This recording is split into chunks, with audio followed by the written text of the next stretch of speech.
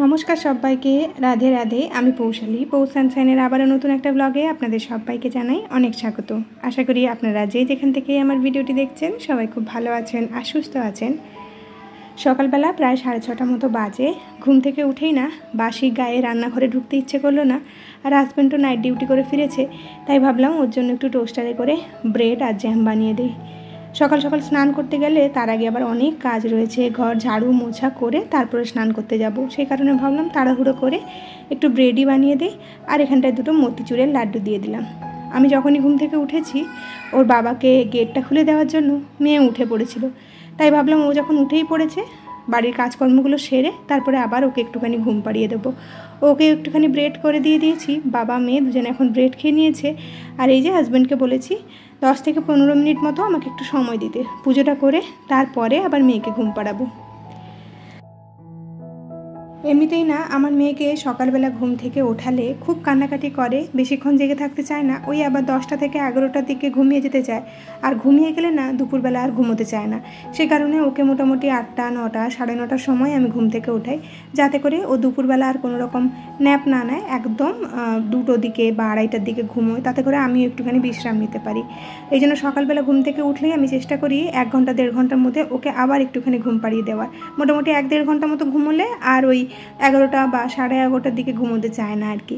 তো এখানটা আমি ঝটপট করে পুজোটা সেরে নিচ্ছি, কারণ হাজব্যান্ড যেহেতু নাইট ডিউটি থেকে ফিরেছে, ও তো বেশিক্ষণ জেগে থাকতে পারবে না, ওকেও ঘুমোতে দিতে হবে।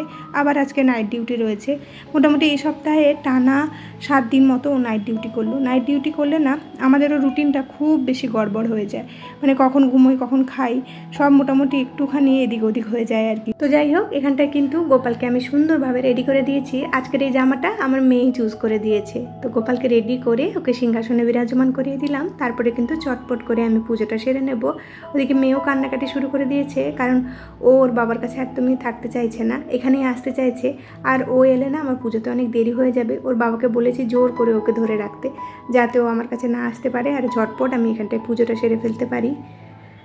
আমি প্রত্যেক দিনই চেষ্টা করি সকালবেলার পুজোটা একটু শান্তভাবে করার জন্য, একটু সময় নিয়ে করার জন্য, কিন্তু কোনো দিনই না সেটা আর হয়ে ওঠে না। একদম যদি ভোর ভোর উঠি তখন হয়তো পুজো করতে পারি, তাও খুব রেয়ার হয় সেই ব্যাপারটা।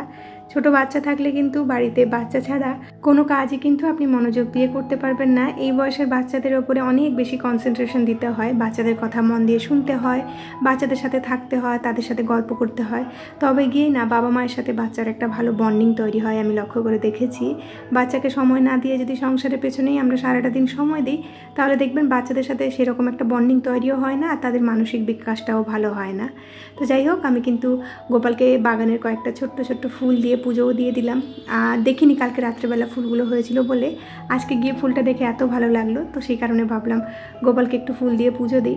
আর এখন প্রায় 7:15 মতো বাজে, সূর্যের আলো বিছানাতে এসে পড়েই গিয়েছে, তাই বাবা মেয়ে দুজনকেই জোর করে বিছানা থেকে উঠালাম। ও একটু বিছানাটা ছেড়ে দিলে না আমি বাসি বিছানাটা গুটিয়ে দিতে পারি, তা না হলে ওই 10টা-11টা মতো বেজে যায়। আর সকাল সকাল বাড়ির সমস্ত কাজ হয়ে যাওয়ার পরে বাসি বিছানা দেখতে একদমই ভালো লাগে না, সেই কারণে এই কাজটা ঝটপট করে সেরে নিলাম।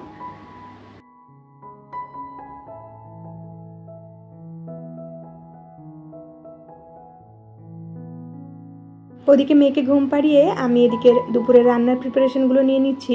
যেহেতু আমার আর ঘুম ধরছিল না, তাই ভাবলাম আজকে রান্নার যে টুকিটাকি কাজগুলো রয়েছে সেগুলো আগে থেকে এগিয়ে রাখি। আজকে না আবার ছিল জামাই ষষ্ঠী, সেই কারণে হাজব্যান্ডকে জিজ্ঞেস করেছিলাম আজকে কি খেতে চায়, তো ও বললো ইঁচড় বিরিয়ানি খাবে। আগের দিন ইঁচড় বিরিয়ানিটা এত বেশি ভালো হয়েছিল, সেই কারণে আজকে বললো ইঁচড় বিরিয়ানিটাই বানাও। তো এদিকে আমি 2 কাপ মতো চাল নিয়ে ওটাকে ভিজিয়ে রেখেছি, আর সকালবেলা ব্রেকফাস্টের জন্য প্রিপারেশন নিচ্ছি। আজকে সকালে ব্রেকফাস্টে বানাচ্ছি সুজি আর ওটসের ইডলি মতো। তো এটা আমি একদমই এক্সপেরিমেন্টাল একটা বানাচ্ছি, জানি না কেমন হবে, তবে চেষ্টা করব একটু ভালো করে বানানোর জন্য। অল্প একটুখানি সুজি নিয়েছি, তার মধ্যে দিয়েছি একটু ওটস, দুটোকেই ভালোভাবে গ্রাইন্ড করে নিলাম। গুঁড়ো করে নিলে কি হয়, এটা কিন্তু ফুলতে অনেক বেশি ইজি হয় আর কি, আর গোটা গোটা মিশিয়ে দিলে ফুলতে চায় না। তো এর মধ্যে আমি অল্প একটুখানি দই মিশিয়ে দিলাম, আর বাদ বাকিটা জল দিয়ে কনসিস্টেন্সিটা ঠিক রাখবো। আর বাকি যে দইটা ছিল ওটাকে আমি একটা কন্টেনারে রেখে দিচ্ছি। তো এখানটায় আমি তড়কা হিসাবে একটুখানি নিয়েছি কারি পাতা, গোটা জিরে আর ছোলার ডাল আর একটুখানি অড়হর ডাল। তো সব কিছুকে একটা সাদা তেলের মধ্যে ভালো করে ভেজে নিয়ে আমি এটার মধ্যে মিশিয়ে দিচ্ছি আর কি। চাইলে কিন্তু এর মধ্যে গ্রেটেড গাজর বা ক্যাপসিকাম, বাঁধাকপি এসবও দেওয়া যেতে পারে। সবজি দিলাম না, কারণ আমার মেয়ে যদি সবজি দেখে খেতে না চায় সে কারণে আর দিলাম না। তো ভালো করে এটাকে পাতলা করে নিচ্ছি। এটাকে প্রায় 20 মিনিট 25 মিনিট মতো আমি রেস্টে দেবো। ততক্ষণে আমি একটু নিজের মতো সময় কাটাবো, তারপরে আবার এটা রেডি করব। প্রায় ঘন্টাখানেক মতো চলে গিয়েছে, মেয়েও একটু পরেই ঘুম থেকে উঠে পড়বে, তাই ভাবলাম এটাকে আগে থেকে স্টিমে বসিয়ে দিই। দেখুন সুজিটা দেওয়ার কারণে কিন্তু এটা একটু ফুলে ফুলে গিয়েছে আর একটুখানি মোটা হয়ে গিয়েছে। এরকমই কনসিস্টেন্সিতে রাখতে হবে। তো এর মধ্যে অল্প একটুখানি তেল দিলাম, সাদা তেল, আর একটুখানি বেকিং সোডা, আর অল্প একটু জল দিয়ে বেকিং সোডাটাকে একটু ফুলিয়ে নিলাম আর কি। তারপরে এরকমভাবে ভালো করে মিক্স করে, এই যে আগে আমি একবার ছোট্ট ইডলি একটা প্যান এনেছিলাম না, যেটা আজ অবধি কোনো দিন ব্যবহার করিনি, আজ প্রায় 6-7 মাস পরে এটা আমি ব্যবহার করছি। এর মধ্যেই আজকে বানাবো ভাবছি, কারণ এতদিন ভাবছিলাম যে এটার জন্য আমার কাছে কোনো বড় কন্টেনার নেই যার ভেতরে এটাকে স্টিম দিতে পারবো। তবে আমার মামিমার সাথে যে আগেরবারে ভেলোর গিয়েছিলাম না, আমার মামিমাই আমাকে এই বুদ্ধিটা দিল যে তুই এখান থেকে দুটোকে খুলে নিয়ে কড়াইয়ের মধ্যে স্টিম দিয়ে দেখতে পারিস, সেটা হয়তো কাজে দেবে। তো আজকে ওই বুদ্ধিতেই আমি করলাম আর কি। ওই যেটা ছিল না আমার কাছে ইডলি স্ট্যান্ডটা, ওখানে প্রায় 5টা মতো স্ট্যান্ড ছিল, সেখান থেকে 2টো স্ট্যান্ড খুলে আমি এরকম কড়াইয়ের ভেতরে স্টিম দিয়ে নিচ্ছি। কড়াইটাকে আগে থেকে স্টিমে বসিয়ে দিয়েছিলাম অল্প একটুখানি জল দিয়ে।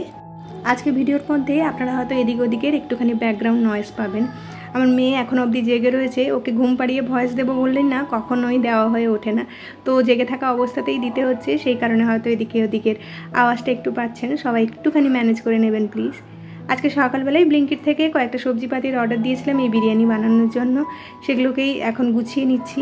ইঁচড়ও আনিয়েছি ওখান থেকে, যেহেতু আগেরবারে ইঁচড়টা খুব ভালো পেয়েছিলাম সেই কারণে সাহস করে আবার একবার ইঁচড় আনিয়েছি। আর আজকে বিরিয়ানিটাতে মাশরুম দেবো, পনির দেবো, তার সাথে ইঁচড় আলু সব কিছু দিয়েই বানাবো। আর এদিকে দেখুন প্রায় 20 মিনিট মতো হয়ে গিয়েছে, মিডিয়াম ফ্লেমে এটাকে আমি একটা স্টিম দিয়ে নিয়েছি। আর বাদ বাকি যেটা ছিল সেটাকে আমি এরকম একটা বড় কন্টেনারের ভেতরে বসিয়ে দিলাম, কারণ এই ছোটো ছোটো করতে গেলে না অনেকটা সময় লাগবে। আর এদিকে ইডলিগুলোকে আমি এখান থেকে ডিমোল্ড করে নিচ্ছি। যেহেতু একদম গরম রয়েছে সেই কারণে একটুখানি প্রবলেম হচ্ছে, ঠান্ডা করে করলে খুব ইজিলি এখান থেকে বেরিয়ে আসতো। আর যেহেতু ওটসের পরিমাণটা বেশি ছিল সেই কারণে এটা খুব একটা বেশি ফোলেনি, তবে খেতে খুব টেস্টি ছিল আর একদম সফট ছিল আর কি।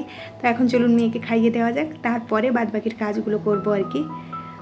যেহেতু একদম নতুন একটা শেপ দিয়েছি এটাকে, একদমই ও খেতে চাইছিল না, আমাকে খেতে হবে তারপরে ও খাবে। ও ভাবছিল মা বুঝি ওকে কিছু না কিছু খাইয়ে দিচ্ছে হয়তো। তো আমি একটা দুটো খাওয়ার পরে ও তারপরে ওখান থেকে খেয়েছে। বাকি কাজগুলো করার আগে ভাবলাম বিরিয়ানির যে সবজিগুলো রয়েছে সেটা একটু কষিয়ে নিই, ওটা কষাতে তো অনেকটা সময় লাগবে। আর এদিকে দেখুন আর বাদ বাকি যে আমি ইডলিগুলো বসিয়েছিলাম সেটা কিন্তু একদম রেডি হয়ে গিয়েছে। ঠান্ডা হওয়ার পরে কিন্তু খুব সুন্দরভাবে কাটতেও পারলাম। তো এটা ভাবছি হাজব্যান্ডের জন্য রেখে দেবো, ও বিকেলবেলা খেয়ে নেবে। সত্যি বলতে এটা খেতে কিন্তু খুবই ভালো হয়েছিল, দেখতে হয়তো ততটা ভালো হয়নি, তবে খেতে সত্যিই খুব ভালো হয়েছিল। তো এদিকে রান্নাঘরের কাজটা ঝটপট কমপ্লিট করে দিচ্ছি। যেহেতু আজকে বিরিয়ানি ছাড়া আর সেরকম কিছুই বানাচ্ছি না, খাওয়ার সময় একদম একটুখানি রায়তা বানিয়ে নেব, তো সেই কারণে ভাবছি গাছের পেছনে একটু সময় দেব। আর আগের দিন যে ইঁচড় ছাড়িয়েছিলাম ফ্লোরে এত বেশি চিট হয়ে গিয়েছিল সেই কারণে এর নিচে না একটা কাগজ দিয়ে তারপরে আজকে ইঁচড়টা ছাড়িয়েছিলাম।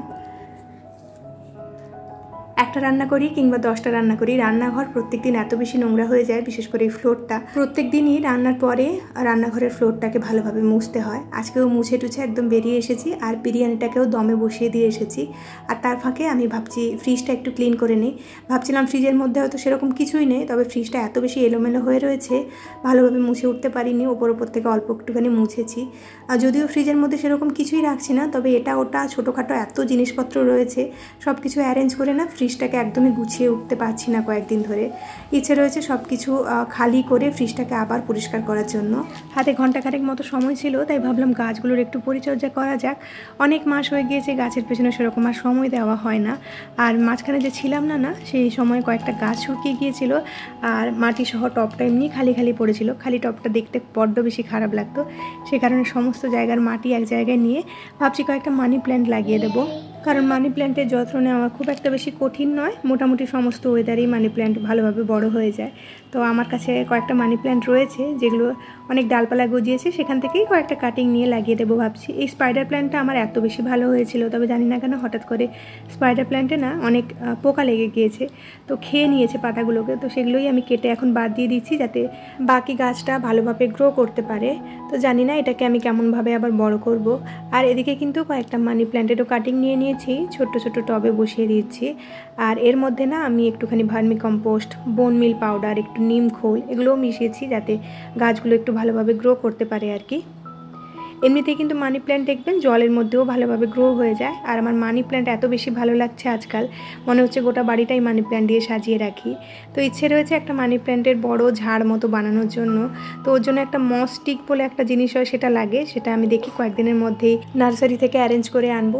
আর এখানটা আরও একটা প্লাস্টিকের টবের মধ্যে বেবি স্পাইডার যেগুলো হয় না সেগুলো লাগিয়ে দিয়েছি। দেখুন এই জায়গাটাতে সাজিয়ে রেখেছি, কত বেশি সুন্দর লাগছে না দেখতে। তো এখানটায় আমি জলও দিয়ে দিচ্ছি, কারণ যখন নতুন গাছ লাগানো হয় না মাটিগুলো অনেক শুকনো থাকে, তো সেই কারণে একটু জল দিয়ে দিলে ওদের গ্রোথটাও ভালো হয়, ওদের শখ লাগে না আর কি। তা না হলে গাছের কাটিং নিয়ে হঠাৎ করে নতুন কোনো মাটিতে লাগালে না গাছেদেরও একটা শখ লেগে যায়। তো সেটা থেকে বাঁচার জন্য ওদেরকে একটুখানি যত্ন করতে হয় প্রথমের দিকে, যতক্ষণ না ওদের সেই শেকড়টা ভালোভাবে গজায়। তো এদিকে নিচেরও কয়েকটা গাছ দেখলাম শুকিয়ে গিয়েছিল, সেটাতেও ভালো করে জল দিয়ে দিচ্ছি। গরমের সময় না গাছে এরকম জলে স্প্রে করলে কিন্তু ওদেরও বেশ ভালো লাগে। তো আমি একটা বোতলের মুখে যে ক্যাপ থাকে সেই ক্যাপে কিন্তু 3-4টে ফুটো করে দিয়েছি, সেটা দিয়েই গাছগুলোতে জল দিয়ে থাকি এরকমভাবে। আর এদিকে দেখুন প্রায় ঘন্টা দেড়েক মতো হয়ে গিয়েছে, বিরিয়ানিতে খুব সুন্দর একটা দম লেগে গিয়েছে। এখন এটাকে একটু নাড়াচাড়া করে মিক্স করে নেব, তারপরেই কিন্তু আমি সার্ভ করে দেব। জামাই ষষ্ঠীর দিন এর থেকে বেশি কিছুই করতে পারলাম না, কারণ বাড়িতে সেরকম কিছুই সরঞ্জাম ছিল না করার মতো। আর হাজব্যান্ডেরও ডিউটি যেহেতু রয়েছে, ওকে হেভি কিছু খাওয়াতেও চাইছিলাম না, কারণ হালকা ফুলকা খাবার খেলে না নাইট ডিউটি করার সময় খুব একটা বেশি ঝামেলা হয় না। আর এখানটায় এই একটা সফট ড্রিঙ্কস আনা হয়েছিল ব্লিঙ্কিট থেকে, সেটা দিয়ে দিলাম, তার সাথে একটু রায়তাও দিয়ে দিলাম শসা দিয়ে। তাহলে আজকের মতো ভিডিওটা এখানে শেষ করছি, খুব শিগগিরই দেখা হচ্ছে নেক্সট আরেকটি ব্লগে। ততক্ষণের জন্য সবাই খুব ভালো থাকবেন, সবাইকে খুব ভালো রাখবেন আর নিজের যত্ন রাখবেন। টাটা।